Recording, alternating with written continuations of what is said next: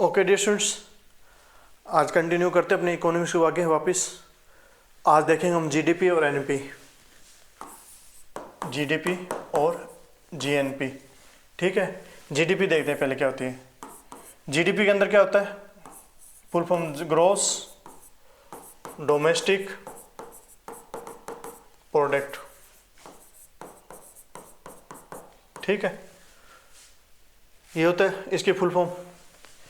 इसको समझने से पहले हम तीन चार चीजें समझेंगे। पहले बेसिक चीजें क्या होती है। एक तो समझेंगे प्रोडक्ट। ठीक है, प्रोडक्ट समझेंगे। फिर प्रोडक्ट के बाद समझेंगे हम मार्केट प्राइस। ठीक है, मार्केट प्राइस समझेंगे। फिर हम समझेंगे बाउंड्री। सबसे पहले हम क्या समझेंगे? प्रोडक्ट के अंदर प्रोडक्ट प्लस मार्केट प्राइस। पहला काम हमारा ये है, इसको समझने से पहले। दूसरा काम समझेंगे हम बाउंड्री। ठीक है, तीसरा समझेंगे हमें ईयर, कौन सा ईयर लेते हैं, फाइनेंशियल ईयर वगैरह, इनकी कैलकुलेशन करेंगे। तो सबसे पहले हम प्रोडक्ट समझते हैं। प्रोडक्ट क्या होता है? जीडीपी के अंदर कौन से प्रोडक्ट को कैलकुलेट करेंगे? सर्विस सभी को कैलकुलेट कर लेंगे। टीचर की सर्विस है, और मतलब देखो हमारे अंदर पैसा किससे बनाया जाता है? या तो वस्तु बेच के बनाया जाए, प्रोडक्ट बेच के बनाया जाएगा, या सर्विस दे के पैसा कमाया जाएगा। दो ही चीज़ होते हैं पैसे कमाने के रास्ते। ठीक है, तो पैसे कमाने के लिए हम क्या कर, चोरी चमकारी ये रास्ते नहीं है पैसे कमाने के। मैं बता रहा हूँ जो मतलब सर्विस दे के, जैसे टीचर है और डॉक्टर है, और भी कोई सी मतलब सर्विस होती है ऐसे। और प्रोडक्ट जैसे मान लो कोई मार्केट है, सुपर मार्केट है, वो प्रोडक्ट बेचते हैं, उन प्रोडक्ट से पैसा कमाई होती है उद्योग धंधों से। ठीक है, तो पैसे कमाने के दो सेक्टर होते हैं, एक उद्योग धंधा और दूसरा सर्विस सेक्टर। ठीक है, तो गुड एंड सर्विस होता है। तो सर्विस पे तो अपने बात ही नहीं करेंगे, सर्विस तो मतलब सभी है ही। प्रोडक्ट की बात करेंगे। प्रोडक्ट क्या क्या होता है? प्रोडक्ट में किसको कैलकुलेट करेंगे? जो प्रोडक्ट, मान लो पहला प्रोडक्ट होता है कच्चा माल। किसी मटेरियल को बनाने के लिए प्रोडक्ट को मान के लेंगे कच्चा माल लेंगे, या कच्चा माल लेंगे, और या फिर इसको मध्यवर्ती वस्तु भी बोल देते हैं। कच्चा माल जैसे मिट्टी होगी, मिट्टी से क्या करेंगे? टाइल बनती है, टाइल्स बनी। मिट्टी से क्या बनेंगी? ईंटें भी बनती है, ब्रिक्स, ईंटें बनती है। और मिट्टी से क्या बनता है? मिट्टी से मिट्टी के बर्तन भी बनते हैं बहुत सारे, और भी मिट्टी के बहुत से उद्योग है। मिट्टी के ये तीन प्रमुख उद्योग में बता रहा हूँ। ठीक है, बर्तन हो गए, ईंट होगी, टाइल्स होगी। ठीक है, और ठीक है, तो इस प्रोडक्ट मिट्टी को क्या गिनेंगे? प्रोडक्ट में कैलकुलेट नहीं करेंगे। प्रोडक्ट में किन को कैलकुलेट करेंगे? जो ये है मिट्टी को क्या करेंगे? प्रोडक्ट में कैलकुलेट नहीं करेंगे। जो प्रोडक्ट से बन गया है उससे कैलकुलेट करेंगे। ठीक है, कच्चे प्रोडक्ट को नहीं कैलकुलेट करेंगे, ईंट को कैलकुलेट करेंगे, बर्तन को कैलकुलेट करेंगे, पर इनको कैलकुलेट नहीं करेंगे। मिट्टी वगैरह कच्चे माल को कैलकुलेट क्या करें? प्रोडक्ट के अंदर कैलकुलेट नहीं करते, गणना में शामिल नहीं करेंगे, क्योंकि ये प्रोडक्ट के अंदर ऑटोमेटिक हो जाएगा कैलकुलेशन। ठीक है, दूसरा, अब कच्चा माल जैसे मान लो, जैसे लो रबड़ हुआ, और रबड़ हुआ, टायर हुए, टायर में भी रबड़ ही लगता है टायर बनाने में, और भी बहुत से हो गए। लोहा हो गया, आयरन से क्या क्या बनता है? सरिया बनता है, गार्डर बनती है, और भी बहुत से प्रोडक्ट बनते हैं। मान लो स्टील में, इसमें क्या होते हैं? एंगल वगैरह जो भी बनती है, प्रोडक्ट तैयार होते हैं इनसे। ठीक है, तो लोहे का हुआ कच्चा माल हो गया। रबड़ क्या हुआ? रबड़ से भी बहुत सी प्लास्टिक वगैरह की वस्तु बनती है, तो वो भी कच्चा माल हुआ। और कॉपर हुआ, जैसे वायर वगैरह बनती है, एल्यूमिनियम हो गया, कॉपर हो गया, जैसे भी क्या है, कच्चे माल ही तो है।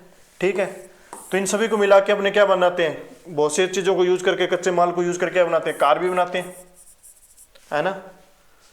अब कुछ प्रोडक्ट रहते हैं जैसे सेकंड हैंड में हो ही नहीं सकते, जैसे टाइल है, ये कोई सेकंड हैंड में नहीं सकती, ईंट कोई सेकंड हैंड नहीं होती, बर्तन टूट गया तो हो गया, मिट्टी से बने हुए बर्तन तो कोई सेकंड हैंड में नहीं सकते। पर बहुत सी ऐसी चीज़ होती है जो सेकंड हैंड में हो जाती है, जैसे कार। ये न्यू कार है, ठीक है, एकदम अभी मार्केट में उतरी है, लॉन्च मतलब अभी बिकी नहीं है, पहली कार है एकदम न्यू। ठीक है, और सरिया हुआ, बहुत सी ऐसी चीज़ होते हैं जो न्यू होते हैं, जैसे बाइक हुई, मोटर बाइक हुआ, फर्नीचर हुआ, वो सी बहुत सी चीज़ें ऐसी होती है जो एकदम न्यू। ठीक है, जैसे कार का एग्जाम्पल सबसे बेस्ट है, बाइक, कार, मोटरसाइकिल का उपयोग। अब इनका क्या होता है, ये तो न्यू है, तब तो इनको किस में कैलकुलेट करेंगे, प्रोडक्ट में कैलकुलेट कर लेंगे अगर ये न्यू है। अगर ये सेकंड हैंड हो गए ना, मान लो जैसे कार फर्स्ट ओनर से सेकंड ओनर पे आ गई, तो सेकंड हैंड प्रोडक्ट को क्या करेंगे, प्रोडक्ट में कैलकुलेट नहीं करेंगे। सेकंड हैंड को प्रोडक्ट के अंदर जीएसटी के अंदर कैलकुलेट नहीं किया जाता, क्योंकि उसका एक बार प्रोडक्शन हो चुका है, दूसरी बार उसका प्रोडक्शन नहीं हो तो ओनर ही चेंज हो रहा है, तो उसमें कोई ज़्यादा बड़ी बात नहीं है, ठीक है। वो तो ओनली रीसेल हुआ है, रीसेल होने के बाद में उसका कोई मतलब वही पैसा ही, सेकंड में तो ऐसे तो है नहीं कोई नया प्रोडक्ट बना है, ओनर ही चेंज हुआ है ओनली, और कुछ कीमत उल्टी घटी है उसमें, तो उसको जीडीपी में कैलकुलेशन नहीं करते। सेकंड हैंड में क्या करेंगे, सेकंड हैंड फर्नीचर हुआ, जैसे टेबल कुर्सी मेज सेकंड हैंड हुए, ठीक है, और फर्नीचर हो गया, इसके अलावा बाइक होगी, स्कूटी होगी, ठीक है, फ्रिज हुआ, वॉशिंग मशीन हुई, ये सेकंड हैंड बहुत से प्रोडक्ट है। सेकंड मोबाइल हुआ, बहुत सी ऐसी चीज़ें हो जाती है, मोबाइल हुआ बहुत सी, तो सेकंड हैंड प्रोडक्ट को क्या है, प्रोडक्ट में कैलकुलेट नहीं करेंगे, क्योंकि ये तो ऑलरेडी इनकी ऑलरेडी कैलकुलेशन हो जाती है, इनको दोबारा से कैलकुलेशन में शामिल नहीं किया जाता।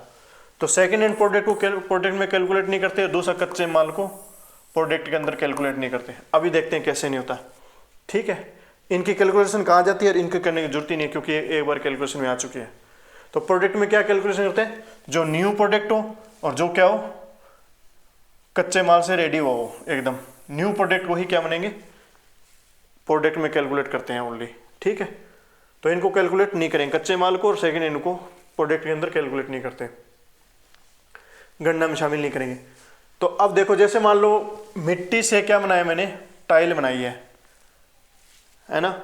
तो मिट्टी से टाइल बनाने के लिए क्या लगा, मिट्टी को उठा के कहाँ ले गए, फैक्ट्री में लेके गए, मिट्टी को लाके फैक्ट्री में लेके, उसका परिवहन का खर्चा कैसा कितना आ गया, मान लो 1000 रुपये परिवहन का, मान लो 10 रुपये उसका परिवहन का खर्चा आ गया, और उस मिट्टी की कीमत कितनी थी, मान लो 100 रुपये उसकी कीमत थी, ठीक है। बाद में इसको लेबर भी लगी फैक्ट्री के अंदर, मिट्टी आई है, 10 रुपये की मिट्टी आई है, 10 रुपये का परिवहन हो गया, और 100 रुपये की मिट्टी होगी। उसके अलावा मान लो 20 रुपये क्या इसमें ईंधन लग गया, गैस वगैरह लगी टाइल बनाने के लिए, ईंधन लग गया, फ्यूल लगा या गैस जो भी लगा 20 रुपये का, ठीक है। और परिवहन हो गया, मिट्टी होगी, और इसमें लेबर लगी, मान लो 50 रुपये की इसमें लेबर लगी बनाने में, ठीक है। तो टोटल कितना बना, लास्ट प्रोडक्ट का रेट कितना आएगा। और भी इसमें और भी एक्स्ट्रा कॉस्ट जो भी जोड़ लेंगे, एक्स्ट्रा कॉस्ट और भी एक्स्ट्रा कॉस्ट जोड़ ली जाती है, जितनी कॉस्ट होती है।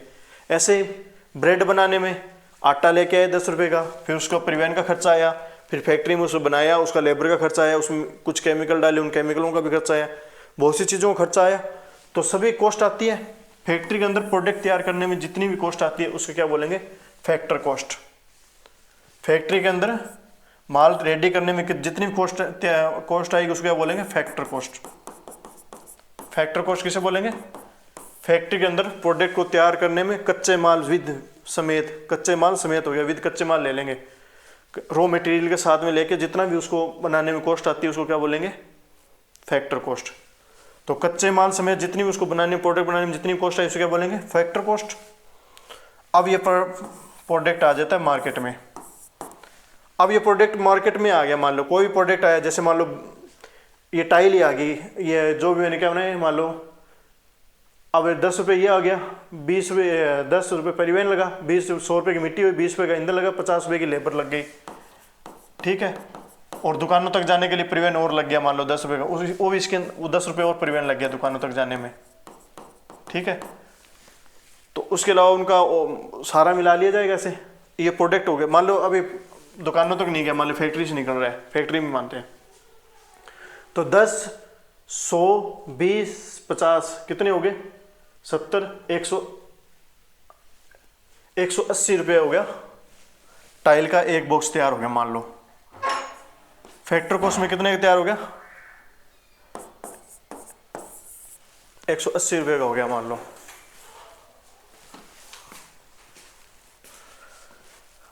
तो 180 रुपये का जैसे मान लो प्रोडक्ट तैयार हो गया, तो बाद में इसमें क्या लगा आगे,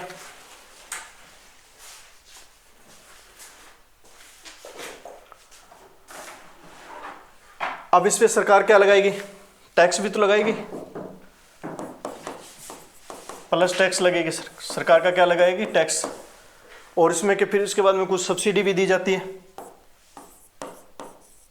किसी प्रोडक्ट पे सब्सिडी भी दी जाती है, तो सब्सिडी हो जाती है। तो ये हो जाता है मार्केट प्राइस टोटल, जिसमें फैक्टर कॉस्ट आ गई और टैक्स भी आ गया और सब्सिडी हो जाती है। ठीक है, तो इन चारों को, इन तीनों को मिला के क्या बनता है, मार्केट प्राइस। ठीक, तो मार्केट प्राइस कितने में हुआ, ये आ गया factor cost FC plus tax minus subsidy.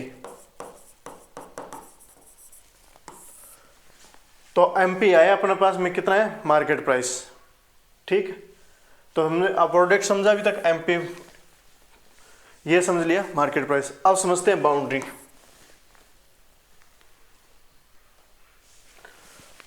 Number 2 पे आते हैं बाउंड्री।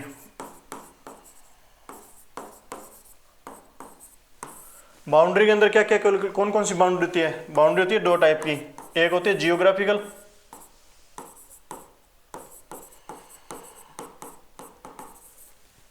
भौगोलिक, एक होती है होम बाउंड्री, घरेलू सीमा। ठीक है, बाउंड्री मतलब सीमा हो गया। और बाउंड्री कितनी टाइप की होती है, भौगोलिक, जियोग्राफिकल सीमा, जियोग्राफिकल सीमा होगी, और एक होगी घरेलू सीमा, होम बाउंड्री। अब जियोग्राफिकल बाउंड्री कैसे कहते हैं, ये मान लो इंडिया है, जैसे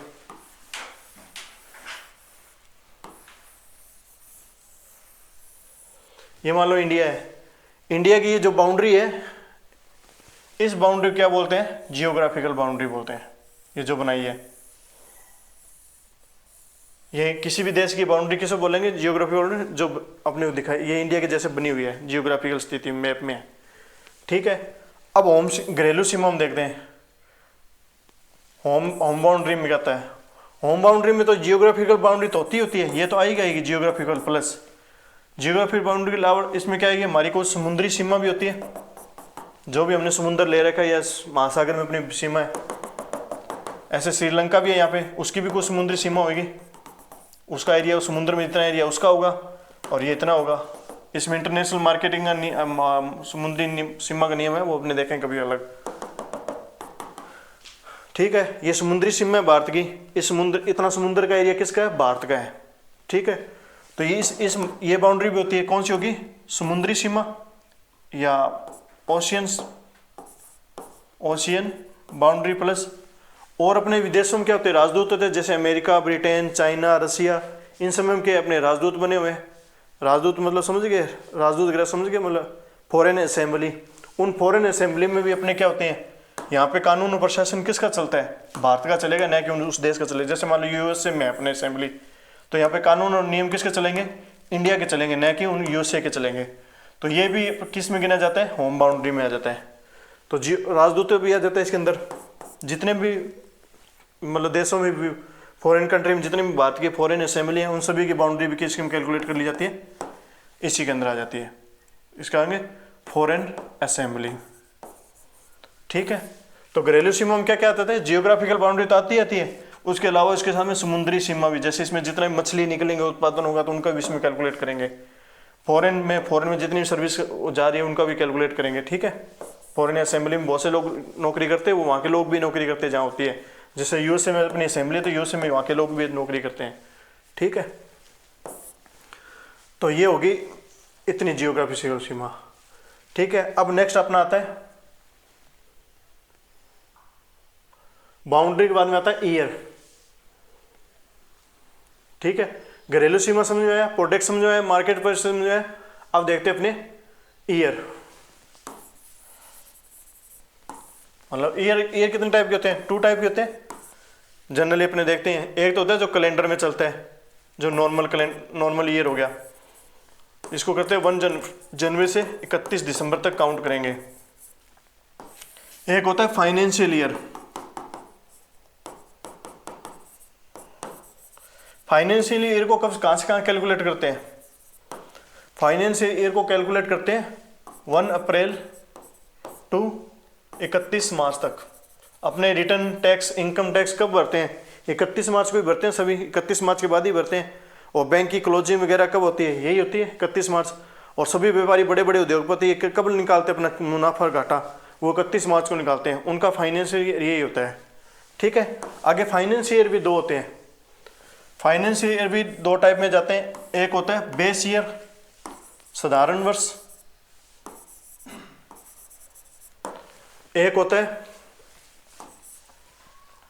बेस ईयर हो गया, और दूसरा होता है अपना प्रेजेंट ईयर।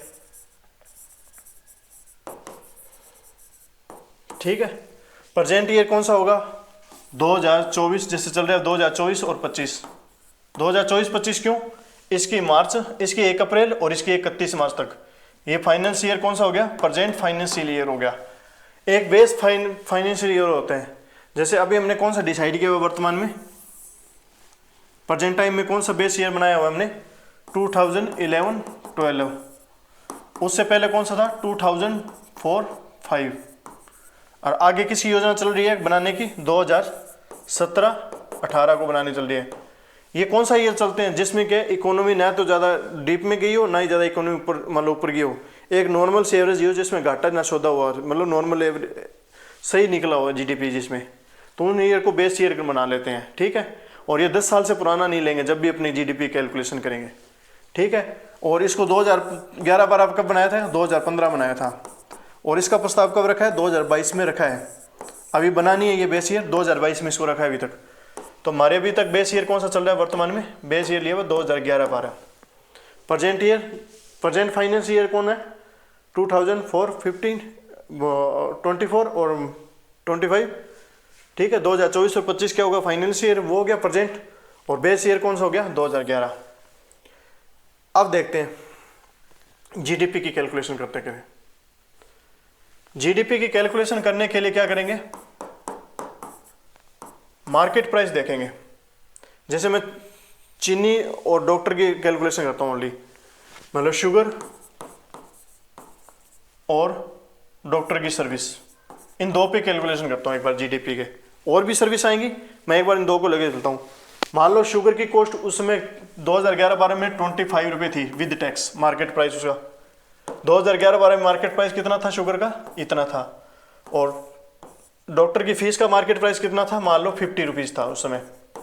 ठीक है, और आज उसकी शुगर की कीमत कितनी होगी, मान लो आज शुगर का मार्केट प्राइस कितना है, 40 रुपीज़, और डॉक्टर की फीस कितनी होगी, 300 मान लो। ठीक है, डॉक्टर की फीस कितनी होगी आज 300, और 40 किसकी होगी, शुगर की। शुगर का रेट है आज टाइम 40 रुपये पर केजी। ठीक है, तो जीडीपी में कैलकुलेशन करेंगे तो कैसे करेंगे। ठीक है, तो ये कब के, ये मार्केट प्राइस कब का है, प्रेजेंट का, और ये मार्केट प्राइस कब का है, बेस ईयर का। ठीक है, समझ आई बात। अब जीडीपी में क्या करेंगे, जितनी भी सर्विस होती है उन सर्विस का, मान लो S1 सर्विस है उसका मार्केट प्राइस, ठीक है, एमपी।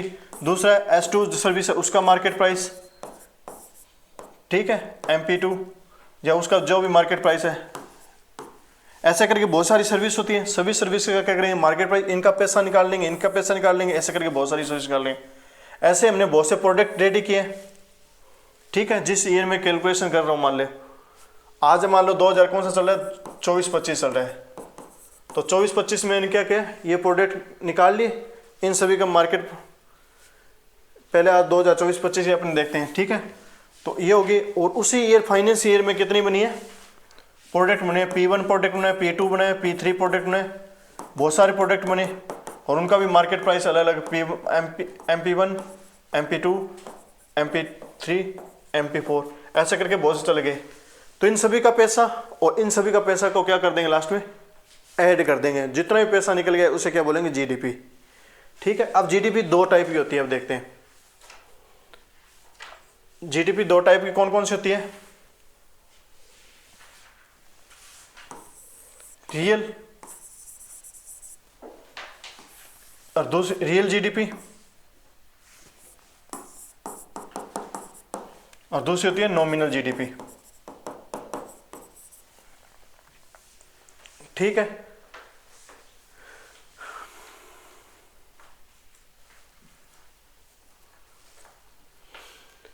अब रियल जीडीपी क्या करेंगे, इसमें क्या करेंगे, बेस ईयर का मार्केट प्राइस रखेंगे, मान लो 2011-12 का मार्केट प्राइस रखते हैं प्रोडक्ट और सर्विस में। प्रोडक्ट और सर्विस में किसका प्राइस रखेंगे, 2000 बेस ईयर का रियल जीडीपी में, ठीक है। किसका प्राइस रखा, 2011-12 में। और नॉमिनल में क्या रखेंगे, नॉमिनल जीडीपी में किसे रखेंगे, जो प्रेजेंट ईयर चल रहे हैं उस प्रेजेंट ईयर में जो मार्केट प्राइस है। जैसे मैंने चीनी का अभी रेट देखे हूँ, डॉक्टर की फीस और चीनी का फीस 2011 में क्या था, 25 रुपये, और डॉक्टर की फीस कितनी थी, 50 रुपये। तो सर्विस में और 25 में उनके मार्केट प्राइस से मल्टीप्लाई कर देंगे 2025 में। और प्रेजेंट ईयर में चीनी और शुगर की फीस कितनी है, प्रेजेंट ईयर में शुगर की फीस, शुगर कितने की है, 40 रुपये पर केजी, और डॉक्टर की फीस कितनी है, 300 रुपये, ठीक है। तो क्या करेंगे, अब प्रेजेंट ईयर का मार्केट, ये प्रेजेंट ईयर का मार्केट प्राइस रखेंगे इसके अंदर, ठीक है। ये तो हो गया प्रेजेंट ईयर के मार्केट प्राइस, और ये हो गया बेस ईयर का मार्केट प्राइस। रियल जीडीपी में मार्केट प्राइस कौन सा रखेंगे, बेस ईयर का, और नॉमिनल में नॉमिनल जीडीपी में कौन सा रखेंगे, प्रेजेंट ईयर का मार्केट प्राइस, प्रेजेंट ईयर का मार्केट प्राइस। यहाँ कौन सा, बेस ईयर। प्रेजेंट ईयर जो जिस ईयर में कैलकुलेशन कर रहे हैं, 2024-25 में कैलकुलेशन कर रहे हैं। प्रेजेंट ईयर कौन सा है, जैसे मान लो 2024 और 25 कैलकुलेशन कर रहे हैं, ये प्रेजेंट ईयर है। तो प्राइस तो मैंने कौन सा रखा है, बेस ईयर का। और इस ईयर में कितनी वस्तुएं और सेवाएं मैंने प्रोडक्शन की है, ये भी कौन सी होगी, प्रेजेंट ईयर की होगी। इसमें ये प्रेजेंट ईयर की होगी, प्रोडक्ट और सर्विस कौन सी ईयर की होगी, प्रेजेंट ईयर का, पर प्राइस कौन सा होगा, बेस ईयर का।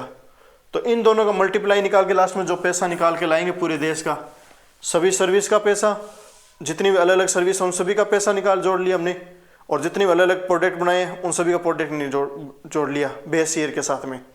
जो पैसा निकल के आया उसे क्या बोले, उस पैसे को क्या बोल देंगे, रियल जीडीपी, ठीक है।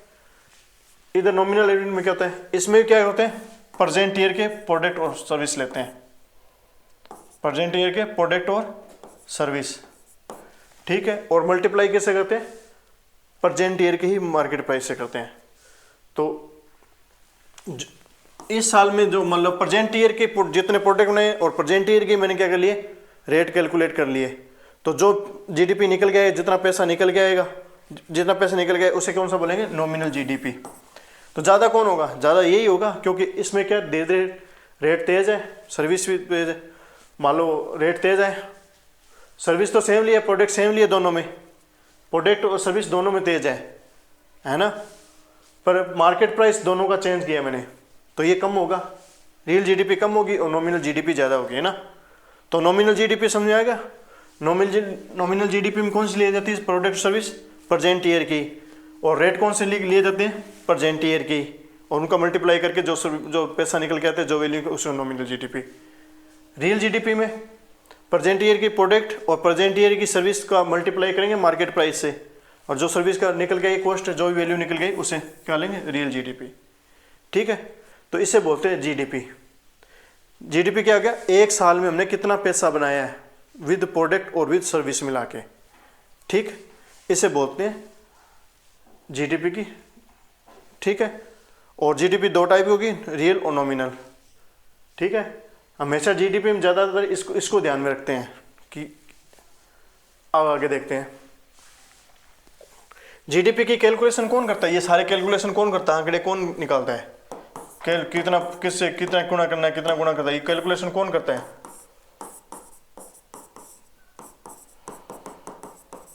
कौन करता है, पहले करता था सीएसओ, ठीक है, सीएसओ करता था, और पहले सीएसओ जीडीपी कैलकुलेशन करता था, इसके अलावा और भी बहुत सी कैलकुलेशन करता था, पीसीआई कैलकुलेशन होगी, पर कैपिटल पर्सन की इनकम होगी, पर पर्सन के, और नेशनल इनकम होगी, और बहुत सी कैलकुलेशन होती है इसके अंदर, सभी कैलकुलेशन करता है।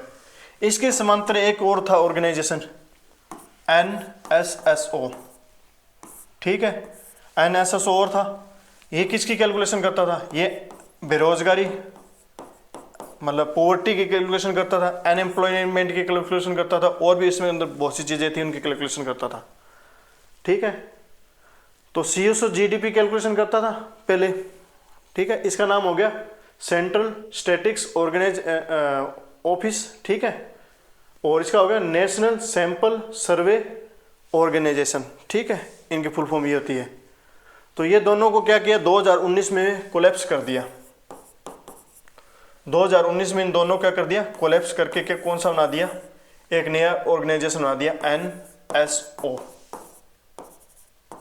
NSO national statistical organisation. ठीक है, इसका हेड कौन होता है, इसका हेडक्वार्टर कहाँ है, इसका हेडक्वार्टर है दिल्ली में।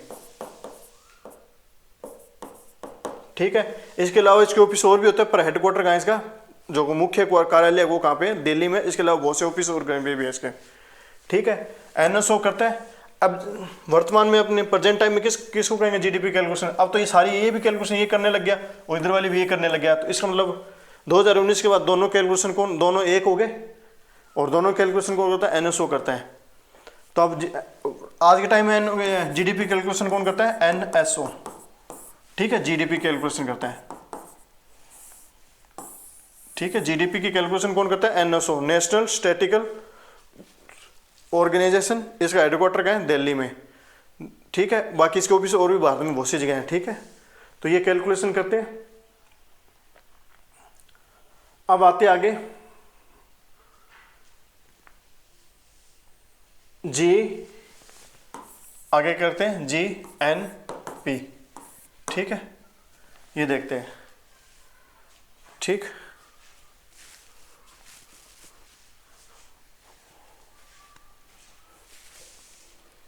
ठीक है, अब हेडक्वार्टर कहाँ है, दिल्ली में। समझ में आई बात। ठीक है, एनएसओ क्या करता है, जीडीपी की कैलकुलेशन करता है, और भी बहुत सी चीज़ों को कैलकुलेशन करता है, और हेडक्वार्टर इसका कहाँ है, दिल्ली में। अब और भी इसके ऑफिस कहाँ है, पूरे भारत में अलग अलग जगह और भी ऑफिस बने हुए हैं इसके। तो जीडीपी की कैलकुलेशन कौन करता है, एनएसओ। एनएसओ से पहले कौन करता था, सीएसओ करता था। ठीक है, 2019 के बाद में एनएसओ करने लग गया है। एनएसओ समझ में आई क्या, कौन थे दोनों, एक हो गए। ये तो आगे जीडीपी की, और कैसे करते हैं जीडीपी कैलकुलेशन बता ही दिया कि गुड एंड सर्विस जितने उत्पादन हुए इनको मार्केट प्राइस से मल्टीप्लाई करके सारा वैल्यू निकालते हैं। ठीक, अब आती है जीएनपी।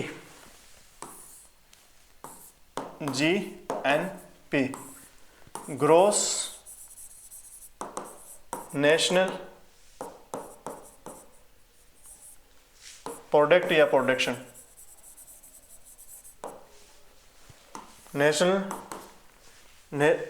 Gross national product. ठीक है, तो इसमें क्या होता है, अब देखो ये भारत है, भारत की बाउंड्री मैंने इसे बना दी, ये मान लो भारत है, थोड़ा इसको सही, ये भारत है।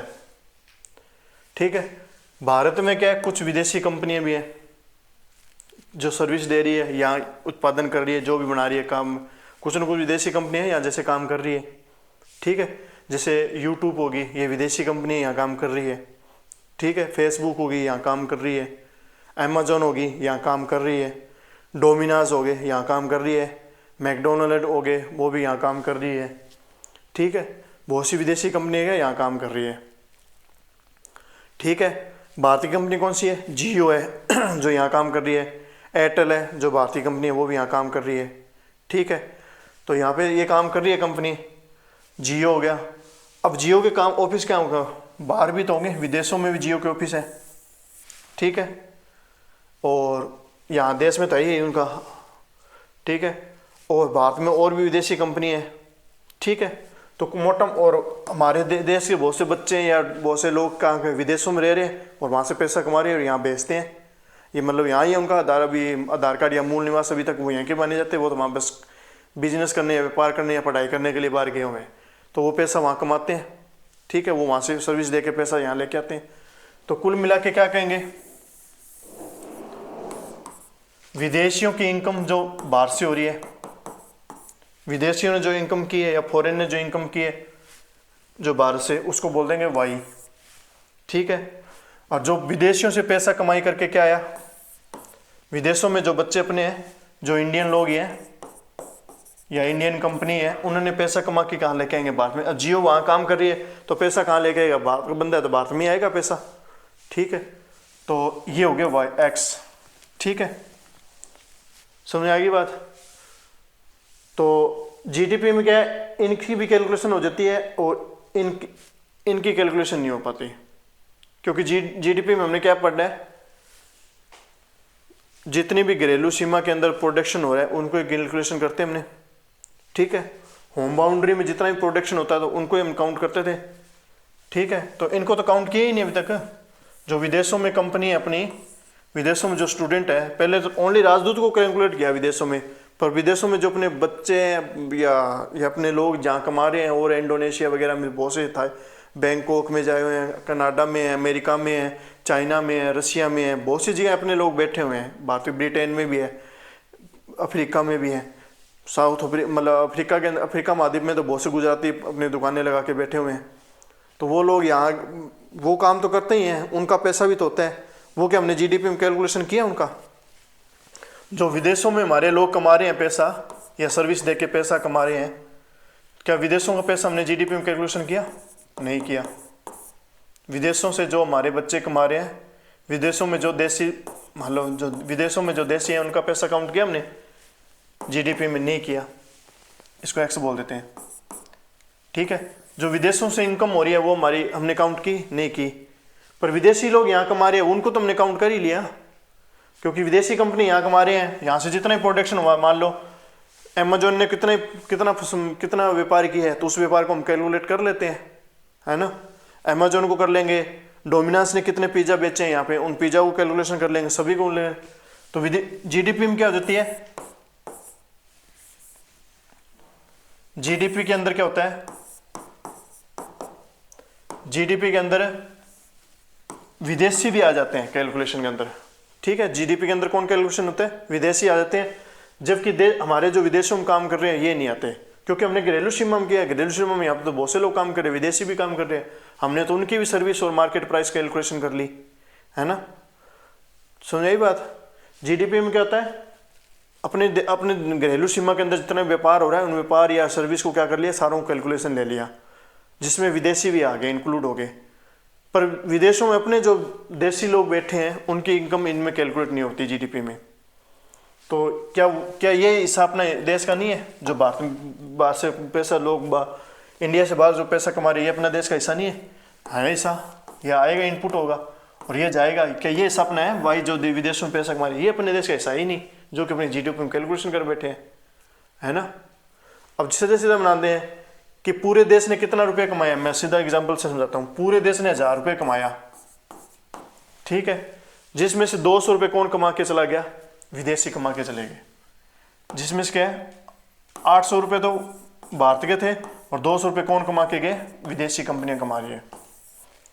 ठीक है, जैसे अमेजोन होगी, डोमिनोज होगी, और भी कंपनी होती है, जारा होगी, क्या बहुत सी कंपनी है कपड़ों में वगैरह में हम ब्रांड सुनते हैं।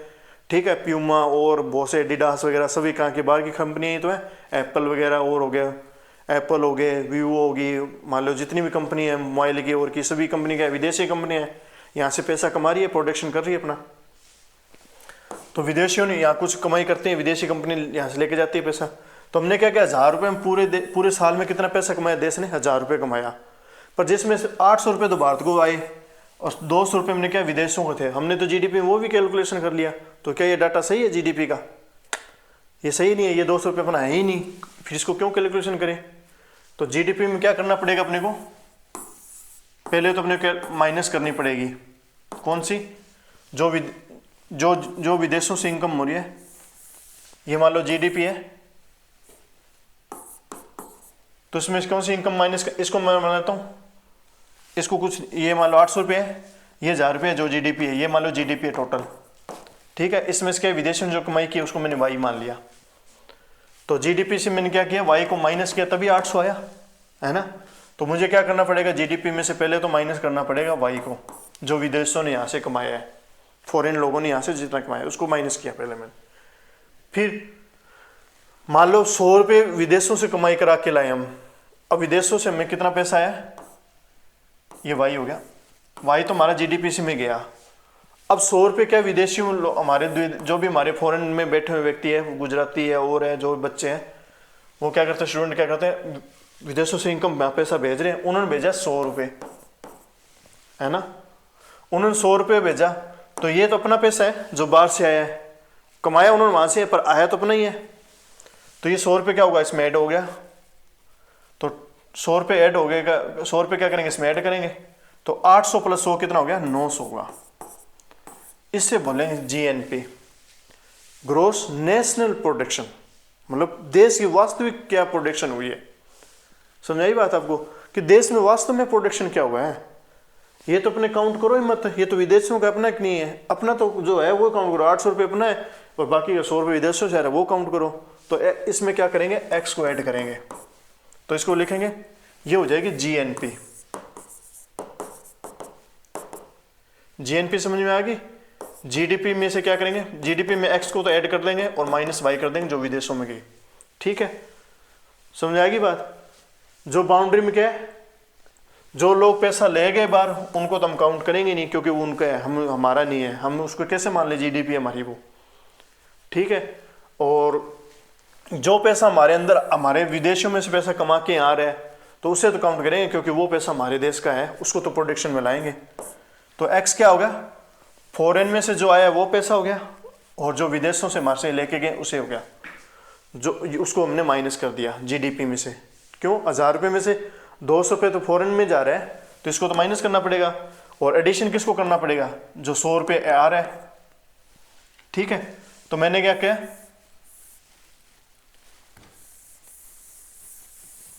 जो 1000 रुपये, 200 रुपये जो विदेश लेके जा रहे हैं उसको, ये मान लो वाई है, इसको तो मैंने कर दिया माइनस, जीडीपी में से माइनस करना पड़ेगा, और जो जो 100 पैसा आ रहा है तो उसको क्या करना पड़ेगा, ऐड करना पड़ेगा।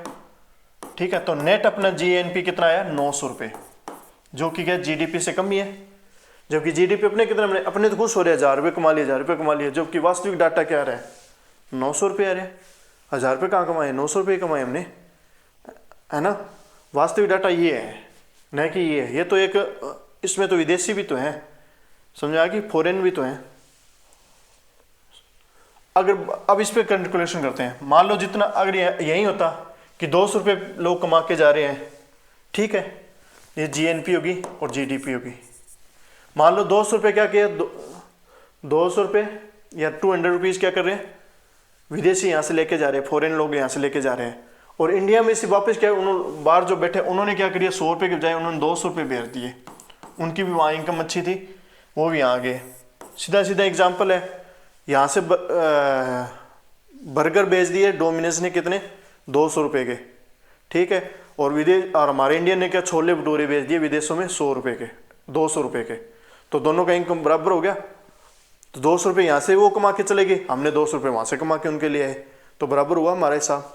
तो ये क्या हुआ, इस समय क्या होगा, जीडीपी जब क्या हुआ, एक्स और वाई इक्वल हो जाए, पहला केस, एक्स और वाई क्या हो गया, इक्वल हो गया, जितना पैसा विदेशों में गया उतना ही विदेशों से क्या हमने पैसा वापस ले आए हमारे पास इंडियन। मतलब जितना बर्गर बेच के यहाँ से कमा के गए वो, इतना ही हम छोले भटूरे बेच के उनके यहाँ से कमा लाए। ठीक है, समझ में आ गई बात। ठीक है, जितना उन्होंने मान लो यहाँ के स्मार्टफोन बेच के पैसा कमाए, उतना ही हमारी जियो कंपनी विदेशों में सर्विस दे के क्या किया, पैसा ले आई। ठीक है, तो समझ में आई ये बात। तो ये अगर बराबर है तो इस टर्म में क्या होगा, जीडीपी और जीएनपी गुड है, इसको बोलेंगे ठीक है, ठीक ठाक है, गुड नहीं मतलब अच्छी हालत में, कोई इसमें कोई बड़ी बात नहीं है, तो इसमें कोई दिक्कत नहीं है। ठीक है, शुरू शुरू में अंग्रेज आए तब हमें ये दिक्कत नहीं, मतलब शुरू, अब बात करते हैं दूसरे मोटर पे आते हैं अंग्रेजों। अब बाई चांस क्या हुआ, विदेशों से पैसा ज्यादा आ रहा है, इन्होंने क्या किया, 200 बजाय 300 रुपये भेज दिए विदेश से। विदेशों से कितना पैसा है, 300 रुपये आया, और जबकि विदेशी लोग यहाँ से कमा के कितना ले गए, 200 लेके। ठीक है, फॉरेन में से अपने को पैसा कितना गया, 300 रुपये, जो हमारे इंडियन पर्सन है जो कमा के कितना भेज रहे हैं इंडिया के अंदर, 300 रुपये भेज रहे हैं, और जबकि यहाँ से लोग कमा के कितना भेज रहे हैं बाहर, 200 रुपये भेज रहे हैं। तो इसमें कौन ज़्यादा हुआ, जो बाहर से आ रहा है पैसा हमारा वो ज़्यादा हुआ, इसमें कौन ज़्यादा हुआ, एक्स ज़्यादा हो गया जो बाहर से आ रहा है, और वाई क्या हो गया, कम हो गया, है ना। तो इसमें क्या हम बहुत अच्छी हालत में हैं, हमारी इसमें हमारी जीडीपी है जो कहें जीएनपी बहुत गुड है, तो इसमें जीएनपी कहेंगे वेरी गुड, ठीक है। तो जीएनपी इसमें क्या होगी, जीएनपी इसमें क्या होगी, पॉजिटिव हो जाएगी, इसमें जीडीपी से ज़्यादा होगी 100%, जीडीपी से ज़्यादा होगी, क्योंकि जीडीपी अपने 1000 रुपये बना के बैठे थे, ये देखो सीधा सीधा जीडीपी अपने 1000 कमा रही है, जो कि विदेशों से 300 रुपये 200 रुपये गया, तो टोटल नेट कितना इनकम आ गया अपने को, 1100 रुपये आ गया। जो हम 1000 रुपये हम कह रहे हैं 1000 रुपये कमाए, अरे वास्तव में मैंने 1100 रुपये कमा लिए, और ज़्यादा बढ़िया हुआ ये तो, है ना। हम 1000 रुपये से कुछ क्यों हुआ, हम तो 1100 रुपये बने, ज़्यादा कुछ हुआ। इसमें हमारी क्या हुआ, बहुत अच्छी हालत है देश की, इसे क्या बोलेंगे, गुड, ठीक है, कोई बुरी बात नहीं है, वेरी गुड। अब आते हैं नेक्स्ट टाइम, अब उल्टा हो जाए, वही बताया है, मान लो विदेशों में छोले भटूरे 300 रुपये कमा के ला रहे थे, वहीं 100 रुपये बन के आए, और पिज़्ज़ा यहाँ पिज़्ज़ा या बर्गर डोमिनोज ने क्या किया, 200 रुपये के बेच दिए यहाँ से, तो उन्होंने क्या ज़्यादा व्यापार कर लिया हमारे यहाँ से, तो उन्होंने ज़्यादा व्यापार कर लिया तो क्या हुआ, अब मान लो क्या हो रहा है, 100 रुपये बेच रहे हैं बाहर वाले, और अब विदेशी वाले यहाँ से क्या 200 रुपये बेच रहे हैं, तो इसमें कौन हो गया, विदेशियों की ज़्यादा इनकम होगी और एक्स कम होगी, ठीक है। इसमें क्या होगी, जीएनपी क्या हो जाएगी, कम हो जाएगी जीडीपी से, इसका मतलब जिस चोंच जिधर की हो रही है वो कम होती है, और टांगे जिधर की हो रहा है वो क्या होती है, ज़्यादा होती है हमेशा, ठीक है। तो ये क्या होती है, कम होगी, ये देखो ये मैंने चोंच इधर में, तो ये कम और ये ज़्यादा, तो ये क्या होगी, जीडीपी क्या हो जाएगी, जीडीपी क्या हो जाएगी, ज़्यादा हो जाएगी, और जबकि जीएनपी वास्तविक जो बात है वो है कम, वही बात 900 रुपये वाली बात। तो ये चीज़ हमारे लिए बढ़िया नहीं है, ये क्या होंगे, चीज़ बढ़िया नहीं है। ये थोड़ी बहुत चले तो ठीक है, जैसे अंग्रेज शुरू में आए तो थोड़ी बहुत चलती, वो थोड़ा बहुत यहाँ से व्यापार करते, थोड़ा बहुत पैसा होते, धीरे धीरे क्या हुआ, सारा ही क्या हुआ, मतलब सारा ही व्यापार उन्होंने तय लिया, यहाँ से सारा कच्चा माल वो ले जाते थे, और सारा माल यहाँ से बना के लेके आते थे, ठीक है। जब भारत, इसी की वजह से क्या हुआ था, भारत गुलाम हो गया था उस समय, भारत का यह गुलाम होने का कारण ही ये हुआ था कि सारा क्या, जीएनपी तो कम हो रही थी और जीडीपी बहुत ज़्यादा होती है। जीडीपी में क्या विदेशियों का रोल हो ज़्यादा, मान लो जीडीपी में तो विदेशियों का भी रोल होता है और इंडियन का भी रोल होता है। हमें लग रहा है कि हमारे देश में प्रोडक्शन बहुत ज़्यादा हो रहा था, पर पैसा कौन लेके जा रहा है, सारा प्रोडक्शन ज़्यादा हो रहा है तो वाई ज़्यादा आ रहा है, और ये बहुत ज़्यादा होने लग जाए तो क्या हो जाएगा, अपने इसको कह लेते हैं थर्ड कंडीशन में। अब ये गुड नहीं है, ये अच्छी स्थिति नहीं है भारत के लिए, ये क्या है, गुड नहीं है, ये बैड बात है। चौथी बात कर ले कि x इज इक्वल टू बहुत ज़्यादा, x बहुत लेस देन हो गया, मतलब विदेशों में तो छोला भटूरा बिक ही नहीं रहा, यहाँ बर्गर धड़ाधड़ बिक रहे हैं, तो हमारे प्रोडक्ट क्या हो गए, ख़त्म हो गए, ठीक है। हमारा कच्चा मान लो जूट है, जो भी बोरी बना रहे हैं वो बोरी सप्लाई करते हैं विदेशों में, तो वो बोरी हमारा क्या है, बिक ही नहीं रहा विदेशों में, जबकि उनके यहाँ पे क्या जा रहा के और के कपड़े बहुत ज़्यादा बिक रहे हैं। हमारा सूती कपड़ा शियारा में जैसे मान लो उसकी कीमत कम, और रेमंड मान लो विदेशी है, पीटरसन हो गया या जारा हो गए, उनके यहाँ ब्रांड ज़्यादा बिक रहे हैं, तो क्या हुआ, विदेशियों इंडियंस को क्या कमाई होगी उसमें, इंडियंस को कमाई नहीं होगी, इंडियंस ओनली उनके नौकरी करते रह जाएंगे और बिजनेस वो करेंगे यहाँ पे आके, तो ये क्या हो जाएगी, धीरे धीरे हम क्या हो जाएंगे, उनके गुलाम ही हो जाएंगे एक प्रकार से। तो धीरे धीरे क्या हो जाएंगे, हम गुलाम हो जाएंगे। इसमें क्या हो जाती है, जीएनपी वेरी लेस हो जाती है, जीडीपी वेरी ग्रोथ हो जाती है। समझ में आ गई बात आपको। तो ये स्थिति वेरी बैड है, इसमें क्या होंगे, हम गुलाम हो जाएंगे। सीधी सी बात है कि इंडियंस ब्रांड बिक ही नहीं रहे, ना तो इंडिया में बिक रहे ना फॉरेन में बिक रहे, क्यों, फॉरेन से पैसा ज़्यादा है। एक्स किसको शो कर रहा है, फॉरेन को कर रहा है, फॉरेन से तो पैसा आ ही नहीं रहा, और इंडिया में वाई क्या है, वाई ज़्यादा हो रहा है, इसका मतलब क्या है, इंडिया में बहुत ज़्यादा विदेशों के ब्रांड बिक रहे हैं इंडिया के अंदर। जैसे मान लो ज़हारा होगी, प्यूमा होगी, एडिडास हो गए, इनके कपड़े यहाँ फुल बिक रहे हैं, ठीक है। पर भारत का सियाराम का कपड़ा क्या है, विदेशों में बिक ही नहीं रहा। भीलवाड़ा का टेक्सटाइल जैसे कपड़ा विदेशों में जा रहे हैं, तो वो भी नहीं बिक रहा मान लो। और भी बहुत सी कंपनियाँ हो सकती है वो विदेशों में बिक ही नहीं रही, नहीं हमारे इंडिया में बिक रही। इंडिया में कैसे बिकेगी, जब यहाँ पे मतलब विदेशी ब्रांड राज कर रहे हैं, क्यों, वाई ज़्यादा है, वाई ज़्यादा मतलब इंडिया के विदेशियों का पैसा होना देश के अंदर, वाई ज़्यादा होने का मतलब क्या है, देश के अंदर विदेशियों का पैसा ज़्यादा होना, और एक्स कम होने का मतलब क्या है, विदेशों में अपना पैसा कम बनना। तो अपने प्रोडक्ट विदेशों में बिक ही नहीं रहे, ना तो इंडिया में बिक रहे ना वहाँ बिक रहे, तो हम तो क्या होंगे, धीरे धीरे क्या करेंगे, उनके बिजनेस के नीचे चले जाएंगे, हम धीरे धीरे उनके गुलाम होंगे, क्योंकि हमारे वाले कोई खरीद ही नहीं रहा। जैसे इंडिया के धीरे धीरे क्या क्या कुटीर उद्योग इसी में तो नष्ट किए थे अंग्रेजों ने। उन्होंने क्या किया, इंडिया के लोगों का सारे उद्योग धंधे खत्म कर दिए थे अंग्रेजों ने, जितने भी कुटीर थे उद्योग सभी बंद कर दिए, क्योंकि सूती वस्त्र उद्योग हमारा बहुत अच्छा था। मतलब एक रिंग के अंदर से हम क्या करते, सूती वस्त्र को पूरा एक थान को निकाल देते, इतना बढ़िया बनाते हैं सूती वस्त्र उद्योग। तो बाद में धीरे धीरे अंग्रेजों के यहाँ से कॉटन ले जाने लग गए और वहाँ से तैयार मार करके यहाँ देने लग गए। औद्योगिक क्रांति हुई, विदेशों में हुई, सारी हुई, वो सभी आगे बढ़े, पर हम गुलाम के गुलाम रहे, है ना। इसी बात पे तो वो दादा भाई नारोजी ने पहले लिखी थी, द ड्रेन ऑफ पॉवर्टी, जो भी थी, ऐसी एक बुक थी दादा भाई नारोजी ने। तो मतलब धन निकासी का सिद्धांत दिया था कि भारत का धन कैसे बाहर जा रहा है। तो ये चीज़ थी वो, कि भारत की जीडीपी तो बहुत थी पर जीएनपी नहीं थी। जीएनपी मतलब इंडियन लोगों की कमाई, जो इंडिया की, जो देश के अंदर कमाई होती है उसको बोलते हैं जीएनपी। ठीक है, जीएनपी मतलब सीधा सीधा समझो, देश में जो विदेशी लोग हैं उनकी कमाई यहाँ से और विदेशों से, दोनों से। ठीक है, और जीडीपी का मतलब है कि ओनली देश की कमाई, पर किन की कमाई वो मैं नहीं पता, वो दोनों की हो सकती है, इंडिया की हो सकती है, बाकी हो सकती है।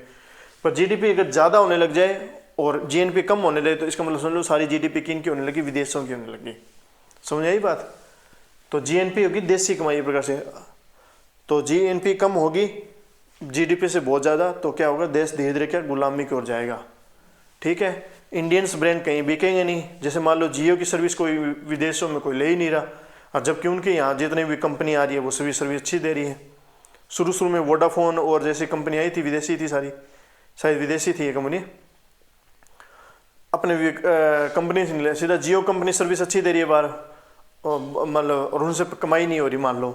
और जबकि चाइना के वीवो, मान लो वीवो, सैमसंग, एप्पल, चाइना के एप्पल भी हो गया, माइक्रोसॉफ्ट कंपनी होगी और यूट्यूब होगी, ये यहाँ अच्छी सर्विस, यहाँ से अच्छा धंधा कर रहे हैं, जबकि जियो को बाहर से धंधा नहीं हो रहा। और जियो के भारत में भी कंपनी नहीं चल रही मान लो, तो क्या होगा, धीरे धीरे भारतीय जो बिजनेसमैन होंगे धीरे धीरे कमज़ोर हो जाएंगे।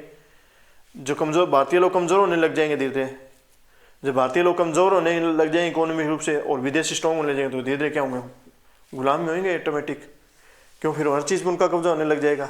और ये चीज़ हुई थी जब अंग्रेज यहाँ काम कर रहे थे, तो जीएनपी कम कर रहे थे, वो धीरे धीरे यहाँ के भारतीय कुटीर धंधे और इनको क्या कर दिया था, नष्ट कर दिया था। ठीक है, तो ये थी जीडीपी और इनके बारे में थोड़ी बहुत बातें।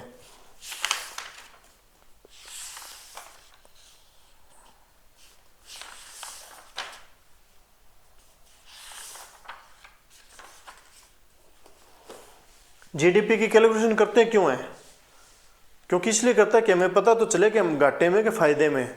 जैसे हर बैंक हर साल के अंत में क्या करता है, सारा कैलकुलेशन करता है कि हम घाटे में कि फायदे में है। अगर घाटे में तो बंद करें, अगर फायदे में तो उन धंधों को उन सर्विस को जो सर्विस घाटे में जा रही है उनको बंद करें, और जो सर्विस फायदे में जा रही है उनको चालू रखें। या जो भी माल जो बना रहे हैं जो घाटे में लॉस में जा रहा है उसमें गुणवत्ता सुधारें, ताकि उसमें क्या हो, प्रोडक्शन बढ़े, उसका अच्छा बने, और जो प्रोडक्ट अच्छे चल रहे हैं बने हैं तो उनको चलने देते हैं। तो जीडीपी कैलकुलेशन इसीलिए करते हैं हम। ठीक है, जीडीपी कैलकुलेशन करना बहुत ज़रूरी है, तो हमें पता चलता है कि हमारी स्थिति क्या है, आर्थिक स्थिति क्या है, इसी से हमारे रुपये का तय होता है। ठीक है, आगे हम देखेंगे पैसा कैसे गिरता है कैसे नहीं गिरता, वो धीरे धीरे देखेंगे। एक बार मूल्य ह्रास और देखेंगे नेक्स्ट वीडियो में। ठीक है, तो ये था जीडीपी और जीडीपी और जीएनपी। अब देखते हैं GVA, gross value addition. Value addition समझ लो, सीधी बात है, वैल्यू एडिशन। वैल्यू एडिशन का क्या मतलब हुआ समझ देखते हैं। वैल्यू एडिशन का मतलब यह हुआ कि आपके यहाँ गेहूँ, मान लो कोई व्यक्ति गेहूँ का उत्पादन हुआ 10 रुपये की गेहूँ, मान लो गेहूँ कितने गए, गेहूँ नहीं मान लेते, अपने कुछ और ले लेते हैं।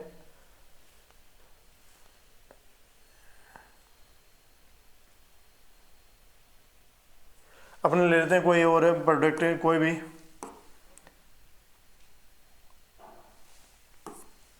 एक एग्जाम्पल कौन सा लेते हैं, मिट्टी लेते हैं। ठीक है, मिट्टी हुई, और मिट्टी से क्या बनाई हमने, मिट्टी से ईंट बनाई, ईंट बनाई, ठीक है। तो मिट्टी से ईंटें बनाई, तो ईंटों का एक ट्रक मिट्टी से या एक ट्रक मिट्टी लगा, इसका प्राइस कितना था, मान लो 1000 रुपये था। और वही ईंटें क्या हो जाएगी, एक ट्रक ईंट से, एक ट्रक मिट्टी से ईंटें कितनी बन गई, या ब्रिक्स कितनी बनी, ये मिट्टी होगी ये, और ये ब्रिक्स कितनी बनी, ब्रिक्स बन गई 1 लाख रुपए की।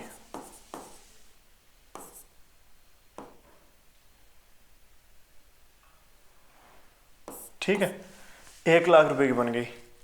तो ये क्या हुआ, 1000 रुपये का माल कितने का हो गया, 1 लाख रुपए हो गया, है ना। तो वैल्यू एडिशन कितने हुआ, 90,000 रुपये वैल्यू एडिशन हो गया इसमें। मैंने ज़्यादा कर दिया, 10,000 करना था कम से कम। तो इसमें कितना हुआ, 90,000 रुपये वैल्यू एडिशन हो गया। ठीक है, सुनाई बात। 10,000 रुपये की मिट्टी का क्या कर दिया, 1 लाख रुपये बना दिया, इसको बोलते हैं वैल्यू एडिशन। ठीक है, असल में कैलकुलेशन इससे ही होती है कि वैल्यू एडिशन कितनी हो रही है, ये कैलकुलेशन करो, बजाय मार्केट, मतलब बजाय मार्केट में जो प्राइस लगा रहे हो ना, उसके बजाय जीवीए की कैलकुलेशन करो कि हम वैल्यू एडिशन कितनी कर पा रहे हैं, किसी कच्चे माल में कितनी सर्विस जोड़ रहे हैं। और मैंने पहले ही बताया था, सर्विस सेक्टर में जितना ज़्यादा हमारा योगदान होगा, उतनी देश की ज़्यादा क्या होती है, देश विकासशील से विकसित देश की हो जाता है। ठीक है, डेवलप से कहाँ जाता है,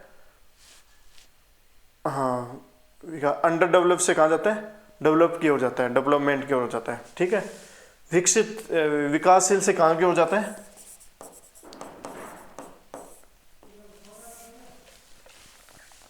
सर्विस सेक्टर अगर ज़्यादा मजबूत होता है ना, सर्विस सेक्टर जितना ज़्यादा मजबूत होगा, जितना पावरफुल होगा, उसमें क्या होगा, उस देश की मतलब उस देश की तरक्की क्या उतनी ज़्यादा होगी। ठीक है, वो देश उतना ही मजबूत होता जाएगा। और देश वो कैसे धीरे धीरे किस में जाता जाएगा, सर्विस सेक्टर मजबूत होने पे विकासशील से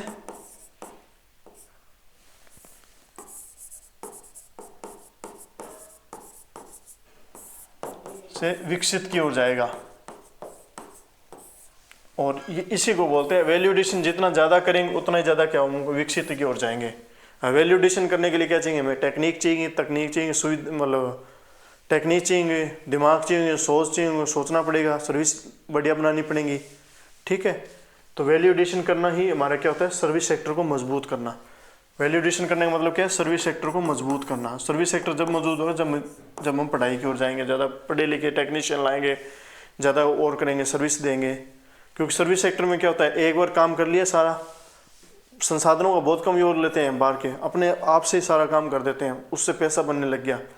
ठीक है, तो वो बात मैंने बताई थी, हींग लगे ना फिटकरी, रंग लगे चोखा, रंग चढ़े चोखा, तो वाली बात हो जाती है। वैल्यू एडिशन इसे कहते हैं, इसको भी कैलकुलेशन करने लग गए, और इसका भी बहुत बड़ा योगदान है। ठीक है, तो कुल मिला के अपने जीडीपी, जीएनपी समझ में आई, जीवीए समझ में आई। ठीक है, तो ये अपने थे। अब अगला नेक्स्ट लेक्चर देखें मूल्य ह्रास। ठीक है, okay, thank you, best of luck.